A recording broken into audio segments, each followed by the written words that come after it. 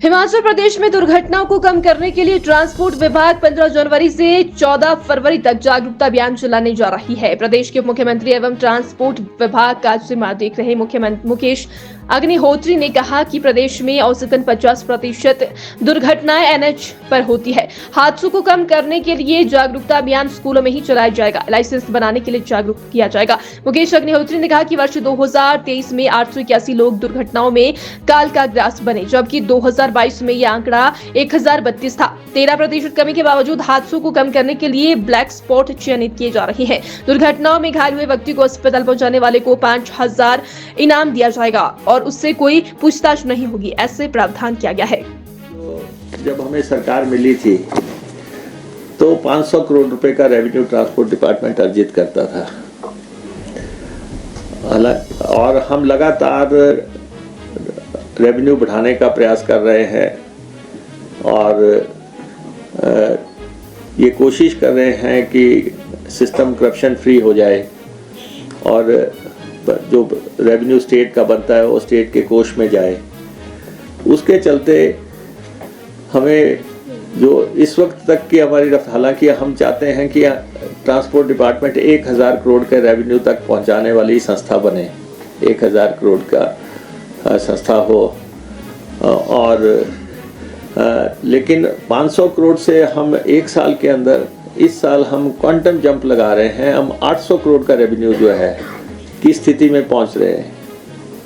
800 करोड़ रुपया हम अर्जित कर रहे हैं और हमने पावर्स भी अपने ऑफिसर्स की इंक्रीज की है और चलानिंग की पावर, दूसरी पावर्स हमने अपने ARTOs वगैरह को दी है ताकि वो फील्ड में जो है ढंग से काम कर सकें और हेड कांस्टेबल को भी पावर दी है चलान की और ARTOs को भी चलान की पावर्स दी है।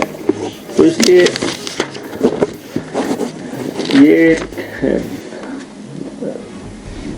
2021-22 में जो 500 करोड़ रुपए के आसपास था वो हम 800 करोड़ रुपए के लक्ष्य पे चल रहे हैं। 1000 करोड़ रुपए का हमारा अल्टीमेट लक्ष्य है और हिमाचल प्रदेश में इसमें 22,43,524 गाड़ियां हैं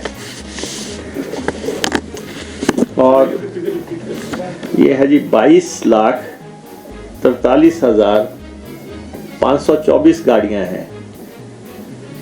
इनमें से जो प्राइवेट गाड़ियां हैं 19,25,593 1925593 और जो कमर्शियल व्हीकल हैं वो हमारे 3,17,931 हैं। और अब हम इलेक्ट्रिक की तरफ जाना चाह रहे हैं।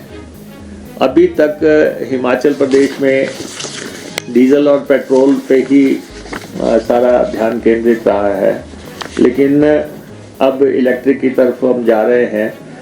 तो लेकिन इस समय तक हिमाचल प्रदेश में 2811 इलेक्ट्रिक गाड़ियां हैं, जिनमें से अधिकांश जो है छोटे छोटे स्कूटर हैं और निजी इनमें से जो प्राइवेट हैं वो 2412 हैं और कमर्शियल जो है 399 है। और जो हमने फर्स्ट अटेम्प्ट हमने किए है कि हमारे ट्रांसपोर्ट के जितने भी ऑफिसर्स हैं इनके पास किसी के पास भी अब डीजल गाड़ी नहीं है। सारे का सारा फ्लीट जो है हमारा इलेक्ट्रिक है और पहले ही चरण में हमने ट्रांसपोर्ट डिपार्टमेंट का नागरिकता घर से आरंभ होती है तो हमने 19 गाड़ियाँ डिपार्टमेंट के फ्लीट में ऐड की हैं और ताकि इसको शुरू किया जा सके। और ई-टैक्सी की व्यवस्था करने का जो है हमने प्रयास किया है और जो हमने योजना चलाई, हमने कहा कि 500 लोगों को हम गाड़ी देंगे, इलेक्ट्रिक गाड़ी योजना के तहत देंगे। और उस योजना में हमें 5 जनवरी 2024 तक कुल 1221 आवेदन आए हैं। 500 गाड़ी हमने देनी है, परमिट देने हैं यूथ को, और उसके गाइडलाइंस हमने निर्धारित कर दी हैं। और इसमें जो डिस्ट्रिक्ट वाइज डिटेल है, जिसमें कि मंडी से 220 लोगों ने अप्लाई किया है, कांगड़ा में 217 ने किया है, तो कुल मिला के ऊना में 122 ने किया है, शिमला में 160 लोगों ने अप्लाई किया है, लेकिन 1221 आवेदन आए हैं। और डिपार्टमेंट्स जो गाड़ियां चाहता है, अभी तक हमें 111 आवेदन डिपार्टमेंट से मिले हैं, जो कि चाहते हैं कि जो उनकी गाड़ियां कंडम हो गई हैं तो 15 साल की रेंज में आ गई हैं, उनमें से अभी तक 111 लोगों ने ई टैक्सीज की डिमांड की है। तो अब ई टैक्सी स्कीम जो है, इसमें 50% तक अनुदान है, 50% तक अनुदान है। और हमारा डिपार्टमेंट आरटीओ जो है, कब तक इसको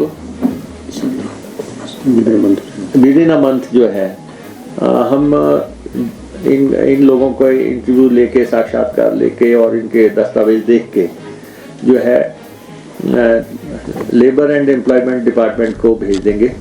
आगे स्कीम चलाना और उसकी अलॉटमेंट करना उनका काम रहेगा। ट्रांसपोर्ट डिपार्टमेंट का काम था कि हमें स्कीम फॉर्मुलेट करनी थी और स्कीम को जो है जो लोगों को इनवाइट करना है, यूथ को इनवाइट करना है या फिर जो है डिपार्टमेंट्स को इनवाइट करना, दोनों काम हमारी तरफ से लगभग पूरे हैं।